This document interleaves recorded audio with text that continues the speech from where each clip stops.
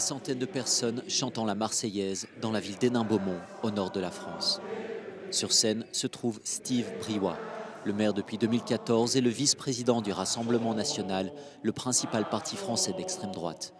Les élections municipales sont dans une semaine et ce proche de Marine Le Pen fait campagne pour un deuxième mandat.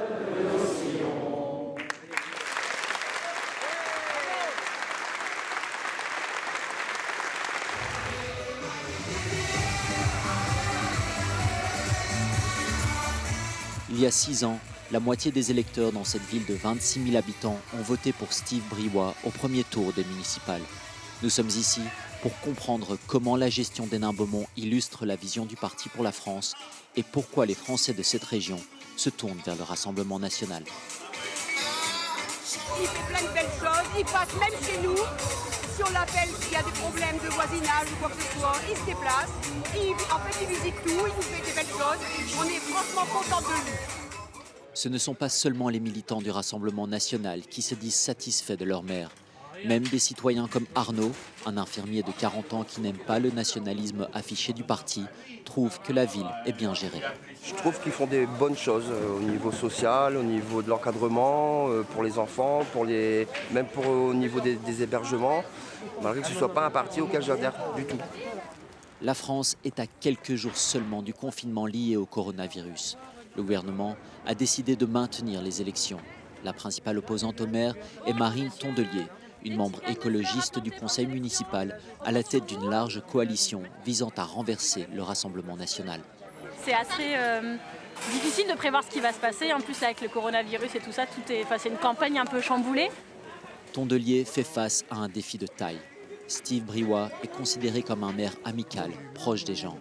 Et à 47 ans, il a déjà accumulé plus de 3 décennies de militantisme de terrain à Hénin-Beaumont. Nous sommes en permanence sur le terrain. On n'est pas à l'écoute des habitants 2 mois avant les élections, nous. Donc ce travail-là, est forcément qu'il paye un jour ou l'autre. Un autre élément explique le succès du Rassemblement national. Hénin-Beaumont se trouve au cœur du bassin minier du Nord-Pas-de-Calais. Pendant des siècles, les mines ont forgé l'identité locale en fournissant des emplois et un sentiment de communauté. C'était le bastion de la gauche. Puis, l'une après l'autre, les mines ont fermé. Les autres industries comme l'acier ou le textile ont suivi le même destin quelques décennies plus tard. David, un élu municipal communiste et professeur d'histoire, a été témoin de la transformation d'Hénin-Beaumont. Il y a d'abord la fermeture de plusieurs grandes usines dans la période 2008-2009. Et donc c'est beaucoup d'employés, d'ouvriers qui se retrouvent au chômage et qui se réfugient dans l'abstention ou dans un vote de colère protestataire. La colère des habitants est encore alimentée par un taux de chômage de 20% et 1 personne sur 4 vivant sous le seuil de pauvreté. À cela s'ajoute un énorme scandale politique en 2009 qui a mené à l'arrestation de l'ancien maire socialiste pour corruption et détournement de fonds. Révoltés, les électeurs se tournent alors vers ce qui semble être la meilleure alternative. Jean Robert, un ancien travailleur d'usine et militant du Rassemblement national, incarne parfaitement ce changement radical. Ça, je vous présente mon grand-père, Voltaire Havé, ancien résistant, ancien déporté, antifasciste. Son fils, mon père, ancien militaire, ancien mineur, et puis les médailles qu'ils ont eues pour fait de résistance. Moi, je me suis engagé au Front National parce que, à force d'être trahi par des gens de gauche, soi-disant ouvriers, et qu'on les voit à la télé en train de passer au tribunal pour de l'argent ci, de l'argent là, voilà, on a compris qu'ils ne sont pas là pour l'ouvrier, ils sont là pour eux, c'est tout, point barre. La ville a été morte, il n'y avait plus rien dans les mains. Maintenant, ça revit. Tout le monde ne se réjouit pas pour autant du Rassemblement national. Certains condamnent les mesures qui ont été prises contre les migrants, les communautés roms et les organisations des droits humains. Mais la critique la plus fréquente est liée au climat de peur et d'intimidation qui s'abat sur tous ceux qui ne se rangent pas derrière le parti d'extrême droite. Journalistes, opposants politiques, militants et même fonctionnaires. L'un d'eux accepte de nous parler à condition que son identité ne soit pas révélée. Le Rassemblement national a mis en place un management de la peur. C'est vraiment un management de la peur. Tous les jours, il y a des menaces, des intimidations, des brimades, des ordres, des contre-ordres. À partir du moment où ils estiment que vous n'êtes pas avec eux, vous êtes fini. C'est comme ça.